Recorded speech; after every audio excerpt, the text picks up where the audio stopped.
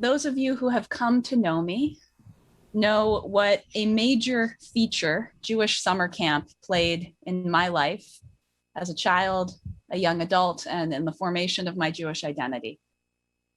And I am so excited, so happy, and so relieved, and so jealous of all the CBST children and young adults, and those of the greater Jewish community and the wider world who are finally at camp this summer. It brings me such a sigh of relief. We just at CBST sent out an entire batch of rainbow care packages to Jewish camps across the Northeast and across the country.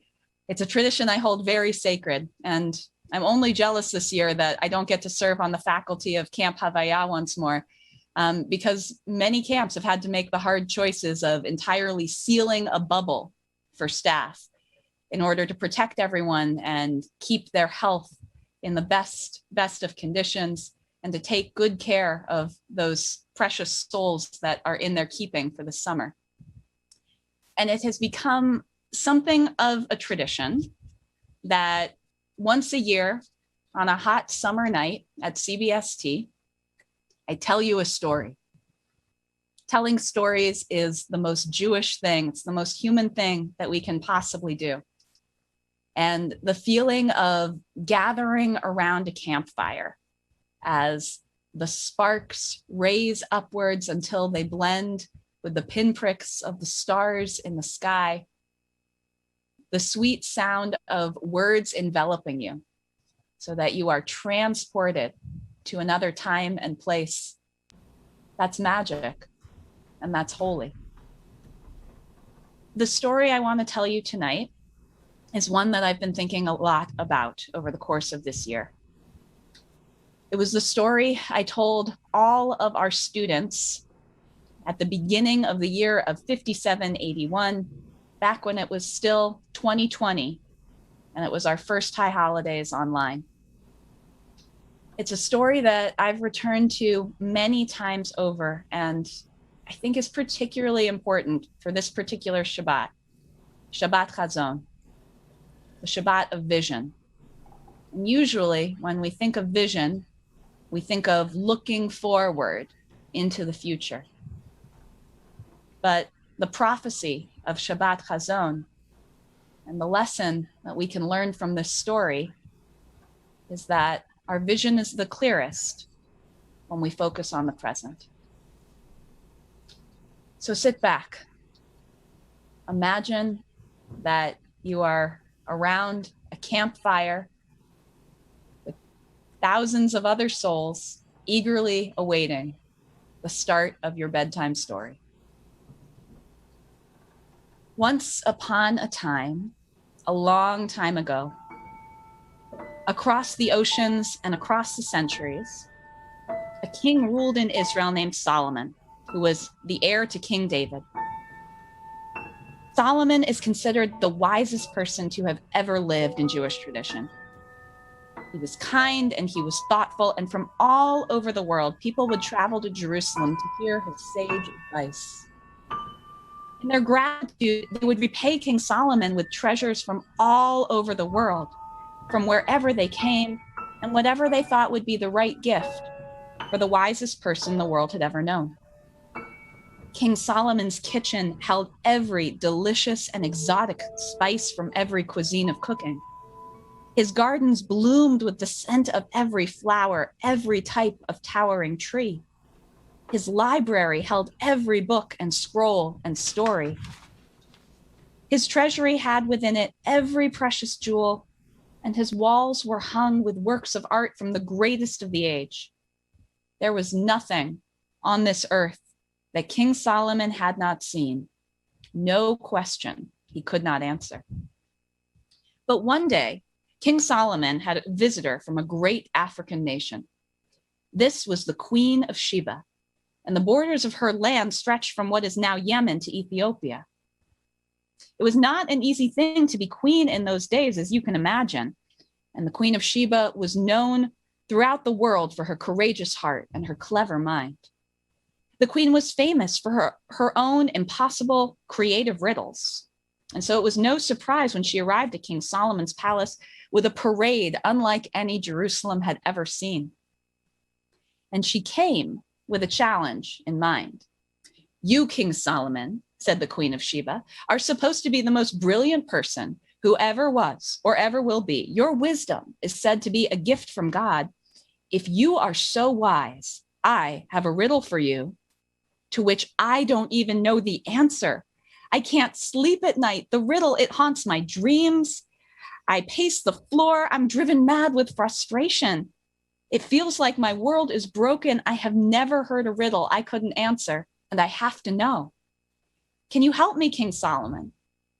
And King Solomon was intrigued by this mystery, an impossible riddle that even the Queen of Sheba, who loved riddles, could not answer. He had to know. And so the queen told this riddle. If a happy person looks at it, they become sad. And if a sad person looks at it, they become happy. What is it? And the king had no idea. So he did what he always did when an answer eluded him. He set out to learn, and he scoured every book in his great library until he found one single clue. Then the king called upon his best friend, Benaiah Mibet Yehoiada, his most trusted advisor. He said to them, Benaiah, I have learned that there is a certain ring that I want you to bring to me. If it exists anywhere on earth, Your Majesty, replied Benaiah, I will bring it to you. I will find it for you. But what makes this ring so special? It has magic powers, answered the king. If a happy person looks at it, they become sad. And if a sad person looks at it, they become happy. Will you find this ring and bring it to me? Benaiah couldn't imagine that any such ring existed in the world, but they wanted only to gladden the heart of their best friend, the king, so they began their search. Spring passed, and then summer, and still Benaiah had no idea where to find the ring. They were about to give up when they decided to go to a very unlikely place, their own backyard. It was the flea market just outside the old city of Jerusalem, where Benaiah passed by an elderly merchant who had begun to set out the day's wares on a shabby and threadbare carpet. You look so sad, the old woman said. Have a cup of tea. Tell me, what troubles you? Benaiah said, I have a riddle to which I don't know the answer. I can't sleep at night. The riddle haunts my dreams, and I pace the floor, driven mad with frustration. It feels like my world is broken. I have never heard a riddle I couldn't answer, and I must know. Can you help me? Have you, by any chance, heard of a magic ring that makes the happy wearer forget their joy and the broken-hearted wearer forget their sorrow? The old woman's wrinkled face burst into a smile. Benaiah watched as she took a plain gold band from her carpet, and she carefully engraved something on it too small to see, right there on the inner band of the ring. When they read the words on the ring, Benaiah's face broke out into a wide smile that matched the merchant's. Benaiah hurried back to the place where King Solomon and Queen Sheba had been eagerly awaiting their return these many months, these several seasons. Well, my friend, said King Solomon, have you found what I sent you for? To everyone's great surprise, Benaiah held up the small, plain gold ring and declared, Here it is, Your Majesty. And King Solomon and the Queen of Sheba bent their heads together to read the inscription, and wide smiles stretched across their faces. The old woman had written 3 Hebrew words on the simple golden ring. Gam ze ya'avor. This too shall pass.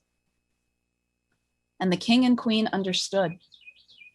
If someone were to look at this ring in the moment of their greatest happiness, they would become sad because they would be reminding that nothing, no moment lasts forever. not even happy ones. And if a person who was living through the worst moment of their life looked at it, they might find some comfort, because no moment lasts forever, not even the sad ones. Everything has a time and a season, and then the next season arrives. And this is both life's greatest happiness and life's greatest sadness. What we've reminded ourselves for the past year, what we remind ourselves in different moments every year, is that Gam ze ya'avor, this too will pass. And so on this Shabbat Devarim, when we stand at the border of a promised land, on this Shabbat Chazon, when we seek to clarify our own vision, we want to remember that nothing lasts forever. It is the nature of our lives that everything passes, and we live on to see what comes next. But we hold precious each moment as it arrives, because it won't stay with us forever. When we were looking for a musical way to encapsulate this feeling of Gam ze ya'avor, Joyce Rosenzweig found the perfect melody. So this is a poem by the great queer poet James Baldwin, and it's called Some Days.